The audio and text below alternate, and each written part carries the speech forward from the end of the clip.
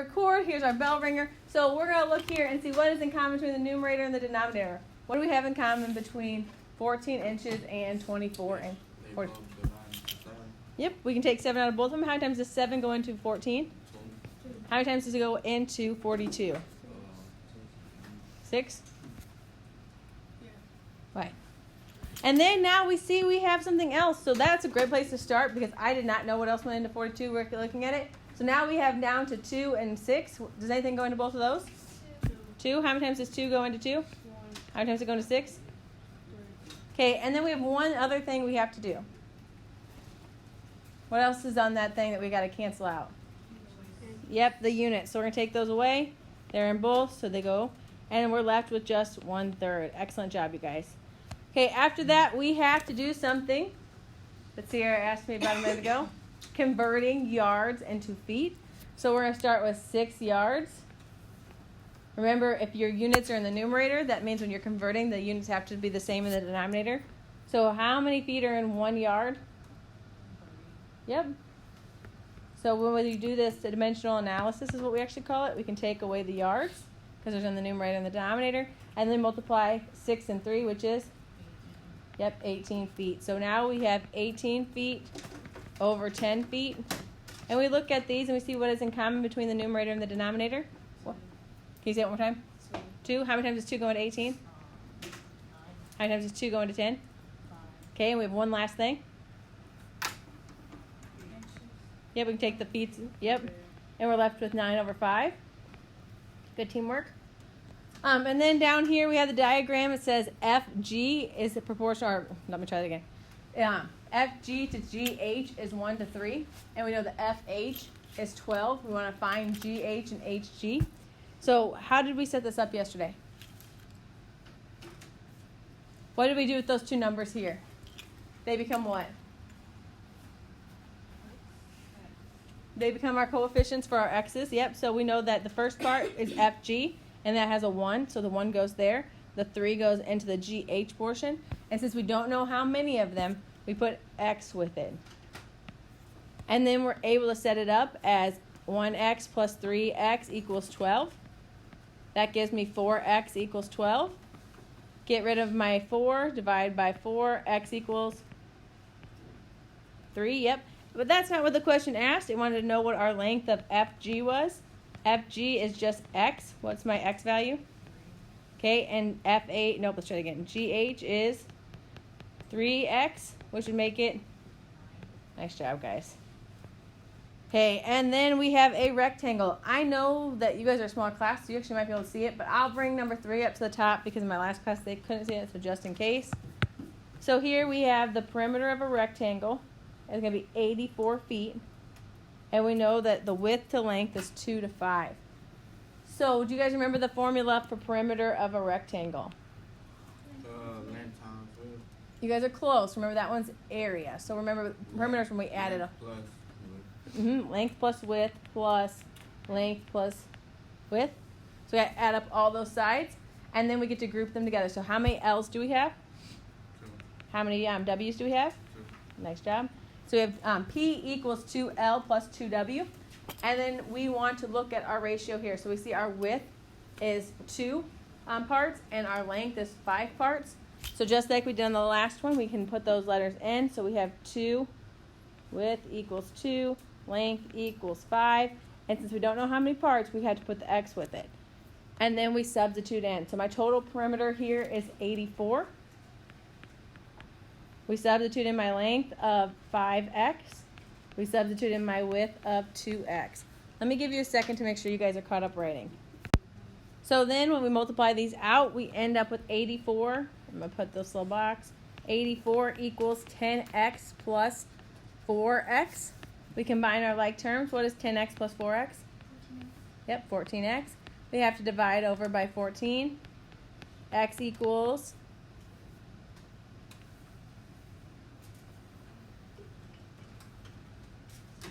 6.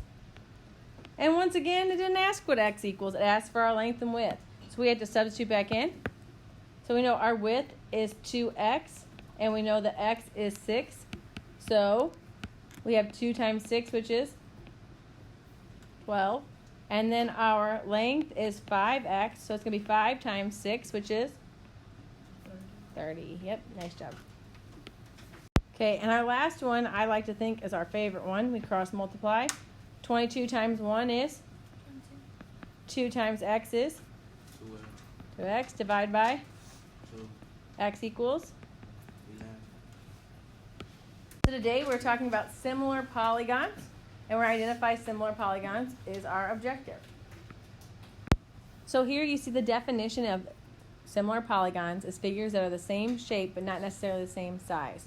And so down here we have to show that our corresponding angles are congruent and then our corresponding sides are proportional. And this is where yesterday's stuff comes in. We're going to come right up these fractions and the ratios and see that they're all the same. So here if we want to start by listing all the congruent angles, we'll go up here. All right, congruent angles, core angles, congruent, just like we used to do.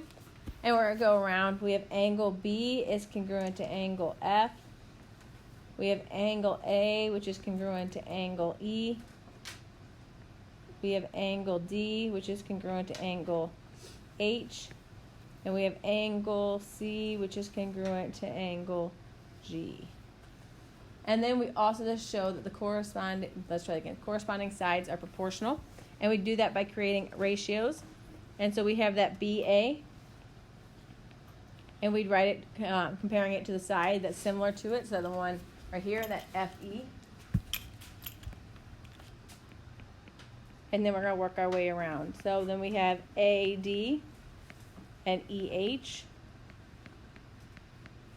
Then we have DC and HG. And then we have CB and GF. And if all of these work out to be equal, and all of the angles are congruent, we can then say that these are going to be similar polygons. Notice that the symbol for similar looks similar to the one, to the congruent part without the equal. So it's just that little curly part up at the top, squiggly line.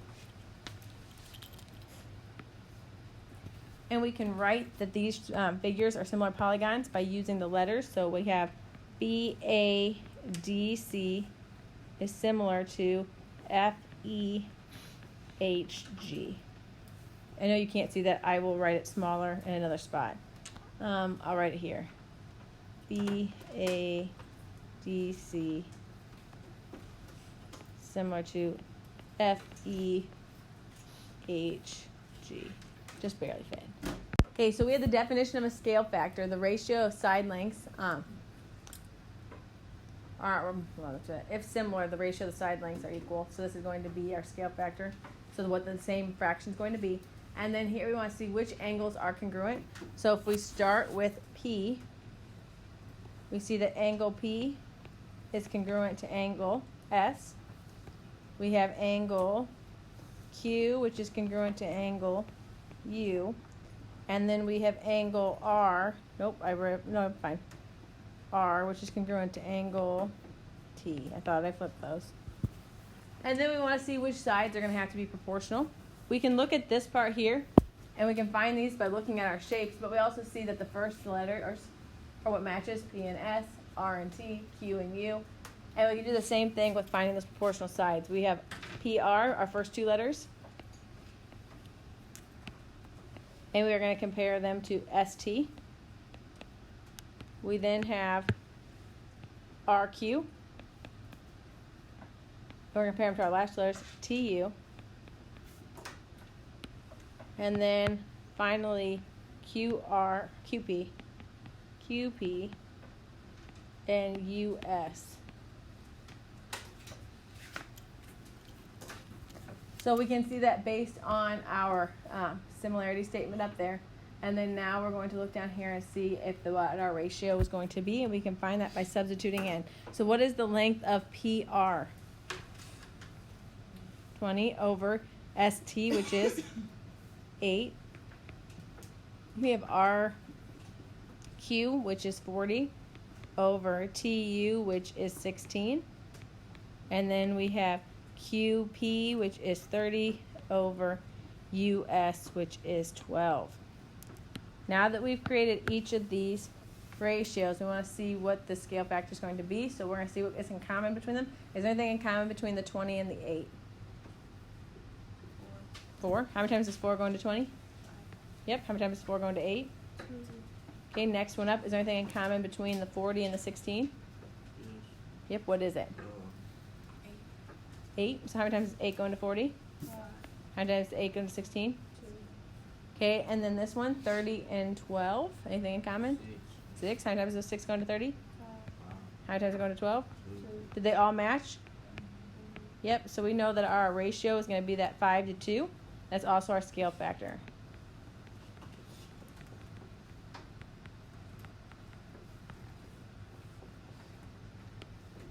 Similar, I'm going to draw in the letters, and you can draw them in as I do. So we now have J, M, L, K, 2, 2, 2.8, and 4. Over here we have N, R, Q, P, 3, 3, 6, 4.2.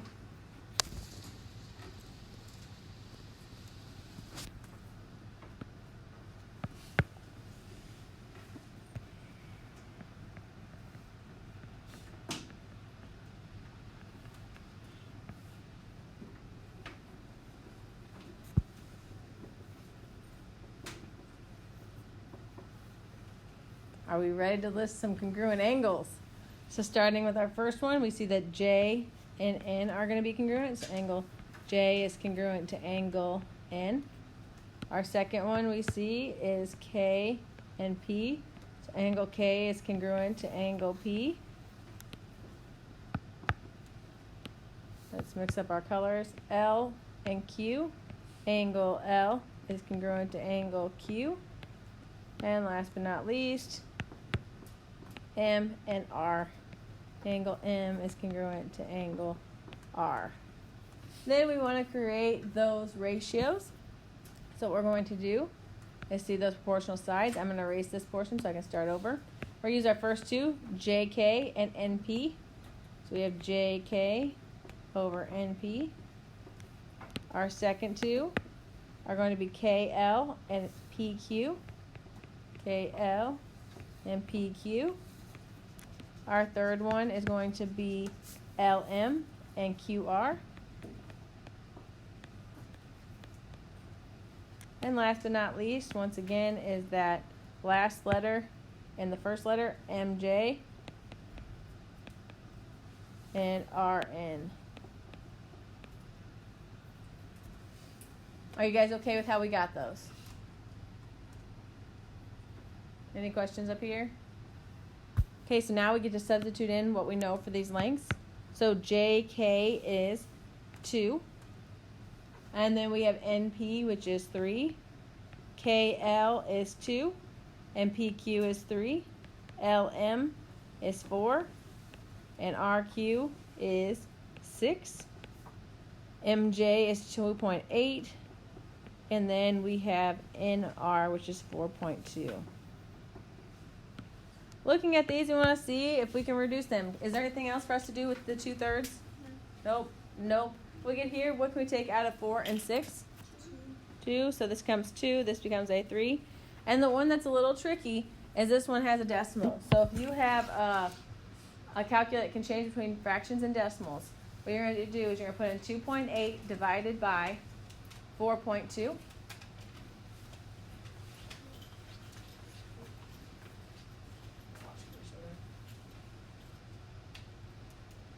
And then, what is it, 0.66? So you got it back. There should be a button, I don't see it on yours. Okay, is that the one that switches it? Let's use that one. So there should be, if you're using a standard calculator like the ones I normally have, use the second button and then the PBR button. And so on yours, that would be, yeah, sorry. Oh, they switched them up on this one, so I'll just do this one now. So this one, and then it will give you a fraction. And so now, is there a way to make that into a fraction? Maybe no. They gave you the same thing. So on our other ones, normally it's the second button that's F to D, it's 2 arrows, and it'll pop up and show you that it can switch between fractions and decimals. Yep. Yep, so we see that it becomes 2/3. So on your button, it will look something like an F, on your calculator with little arrows to D. And then this becomes 2/3. So, did they all have the same fraction ratio? Yep, so we know our scale factor is going to be 2/3. We're going to start by writing our corresponding congruent angles, core angles. So we see that's going to be angle V is congruent to angle P. Angle W is congruent to angle S. And the question is what letter that was supposed to be? It's supposed to be an X. Angle X is congruent to angle F. What am I doing? W to R. Sorry, guys. Whew, that was close. W to R, and then X. Thank you. Whew. And then we're going to do the same thing with the sides. But since we don't actually have one of those similarity statements here, we're going to just stick with what we have. So we have VW, and then I'm just going to go around. So VW corresponds to PR. And then we're going to pick up with W. So then WX corresponds to RS. And then we have XV, which corresponds to SP.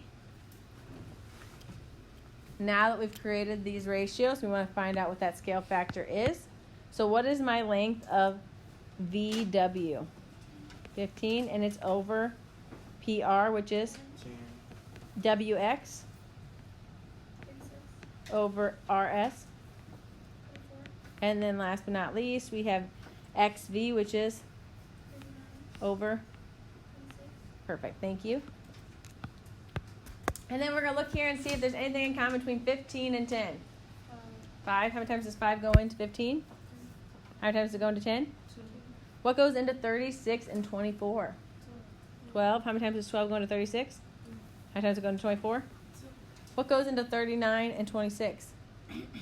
13, how many times does 13 go into 39? How many times does it go into 26? Okay, so do they all have the same ratio? Yes.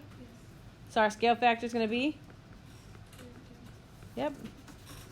3/2. Nice job, guys. So here, this one's different. It's asking us just to find X.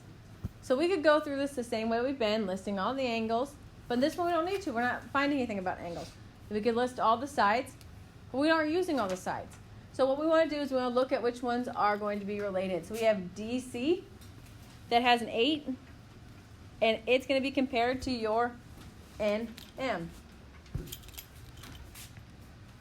You can see that up here, DC and NM were the last two letters.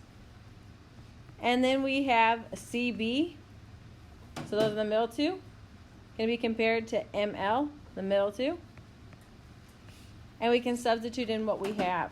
So here, DC is 8, NM is X, CB is 4, LM is 6.